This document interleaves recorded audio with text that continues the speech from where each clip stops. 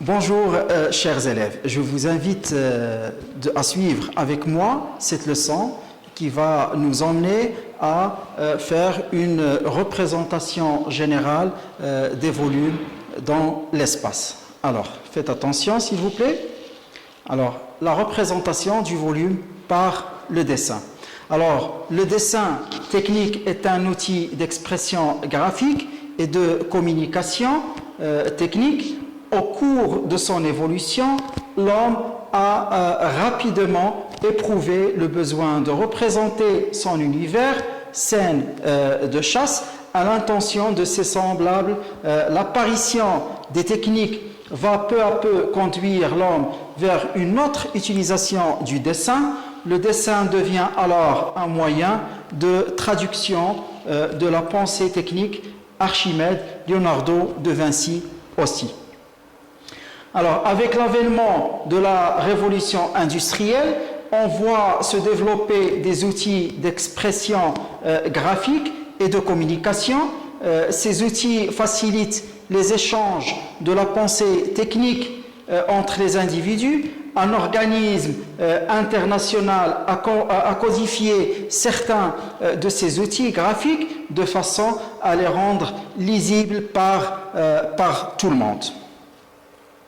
Alors le dessin artistique exprime bien sûr une idée, un sentiment, un climat ou une situation. Alors là, le dessin technique exprime la forme exacte, les dimensions précisées et la constitution d'un objet en vue de sa fabrication. Alors il existe deux façons d'exécuter un dessin. La première est le dessin sans instrument. On l'appelle croquis, et la deuxième est le dessin avec instrument, on l'appelle plan final, comme vous voyez sur la photo. Là, c'est un croquis, et là, c'est un plan final dessiné en cotation et en perspective. Je vais bien décortiquer ce genre de dessin dans les slides suivantes. Alors, le dessin technique constitue le langage commun de ceux qui travaillent en technologie, les ingénieurs, les architectes, les designers, les technologues, les techniciens et les ouvriers spécialisés qui utilisent pour communiquer entre eux. Alors, c'est un langage qui est universel, avec quelques variantes d'un continent à l'autre, contrairement aux langues parlées. Cette forme de langage permet une compréhension univoque de la définition de la réalisation d'un objet technique. Cela signifie que deux ingénieurs qui ne parlent pas la même langue peuvent arriver à comprendre en grande partie un dessin technique, sauf bien sûr les annotations qui sont transcrites dans une autre langue particulière bien sûr. Alors, les dessins permettent toutes sortes de formes qui se résument aux suivantes. Le dessin d'illustration en 3D, l'isométrique ou la perspective. Le dessin en 3D, c'est en vue éclatée. Le dessin d'ensemble. Le dessin de détail, projection orthogonale en 2D. Les schémas qui constituent également une forme de dessin technique en normes moins répandues et moins normalisées. Et aussi, le dessin technique constitue donc un domaine d'apprentissage incontournable pour le jeune qui s'initie à la technologie. Il doit acquérir les rudiments en exécutant les tâches qu'on lui soumettra. Alors, les techniques de dessin avec instrument, comme le crayon, la gomme à effacer, le rapporteur d'angle, l'équerre en 30 degrés ou 60, équerre à 45 degrés, le compas, le bloc de papier. Le dessin sans instrument, croquis, crayon, papier, quadrillé, gomme à effacer et le dessin assisté par ordinateur, le DAO. Les échelles. Alors les échelles, la notion d'échelle appartient à la géométrie. Son emploi réside essentiellement dans la facilité de représentation d'un objet grand ou encombrant qui ne peut être représenté sur une feuille de papier, dessiné à l'échelle, c'est copier un objet en respectant une règle de proportionnalité. Par exemple, le segment de droite AB ci-dessous, ce que vous voyez ici, mesurant 5 cm, est réduit 5 fois, regardez ici. Pour cela, on utilise une constante de réduction dont la valeur est de 1 sur 5, à l'échelle 1/5. Alors, on peut aussi penser aux cartes de promenade. Par exemple, leur échelle est de 1/10 et signifie 1 cm sur la carte, équivaut à 10 000 cm dans la réalité ou 100 mètres sur le terrain. Parmi les échelles, comme exemple de réduction, on trouve 1 sur 2, 1 sur 5, ça veut dire 1/5, 1/10, 1/20, et d'autres exemples d'échelles d'agrandissement, cette fois, tout à fait le contraire, on trouve le 2 sur 1, le 5 sur 1, le 10 sur 1, etc. Alors là, un petit croquis où on voit une perspective parmi les plus utilisées, une perspective avec les points de fuite, et on va consacrer toute une leçon pour bien vous faire comprendre ce que ça veut dire la perspective par les points de fuite. Nous avons ici la ligne d'horizon qui est toujours parallèle aux yeux et aux hauteurs du personnage qui regarde ou qui dessine. Et nous avons aussi une projection conique, comme vous le voyez ici, vers un point de fuite. Alors là, parmi aussi les perspectives les plus utilisées, la projection isométrique. Alors là, il a une particularité que le dessin est partagé entre 30 degrés à gauche et 30 degrés à droite. Là aussi, parmi les perspectives les plus utilisées aussi, la perspective cavalière, et là, on la connaît tous. On a déjà dessiné des dessins de bâtiments ou de machines quand vous étiez au collège. Je pense que c'était la matière de la technologie. On a beaucoup utilisé cette perspective qu'on la nomme la perspective cavalière, qui est connue par son angle de 45 degrés. Là, la projection orthogonale, comment on projette les vues, il est bien détaillé ici. Regardez, le principe de représentation consiste à placer un objet au centre d'un cube, puis à projeter les vues sur les faces. Il ne reste qu'à ouvrir le cube pour obtenir les vues sur une surface plane, comme vous la voyez ici. Nous avons une vue de dessus, une vue de face, une vue de droite, une vue de gauche, une vue d'arrière. Regardez bien que la vue de gauche, on la dessine à gauche, et la droite à gauche. Toujours la vue de dessus, il faut la mettre juste en haut du dessin. Alors tout objet peut être représenté par 6 vues, comme vous la voyez ici, mais habituellement on dessine seulement celle-ci quand c'est nécessaire, normalement 2 ou 3 vues. Parfois on trouve que la vue de droite est égale à la vue de gauche, alors on élimine une de ces vues. Les vues les plus utilisées forment un L, comme ça. Alors le L qui est là, juste dans le tableau. Alors, comment mettre des mesures sur un dessin? Alors, qui dit mesure sur un dessin technique, cela veut dire ce qu'on appelle les cotations. Les cotations.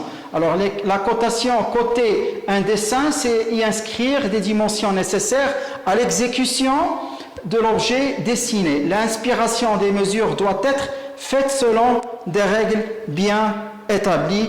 Regardez ici un exemple. Cette ligne s'appelle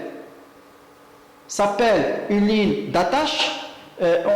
Nous avons plusieurs lignes d'attache, regardez ici, et nous avons aussi la mesure en dessin s'appelle la cote, il est toujours ici, et nous avons la ligne qui porte les deux flèches, comme celle-là et ces trois autres, ce sont des lignes de côte, ce qu'on appelle les lignes de côte. L'espace entre les lignes du dessin et la ligne de côte ou entre les lignes de côte doit toujours être le même, soit environ 10 mm.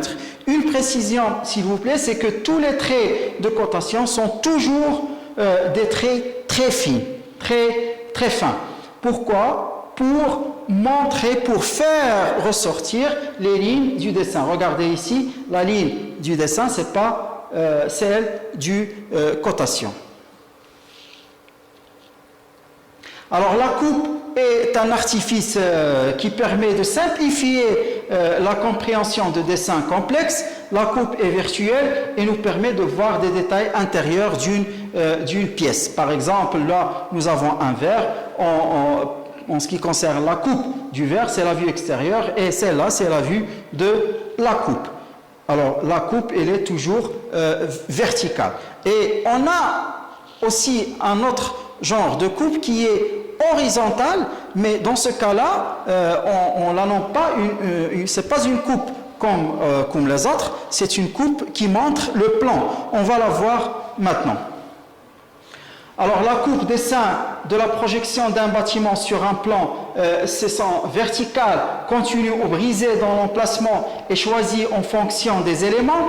Intéressant à montrer, c'est une coupe faite par un plan vertical cette fois, perpendiculaire au sol dans le projet.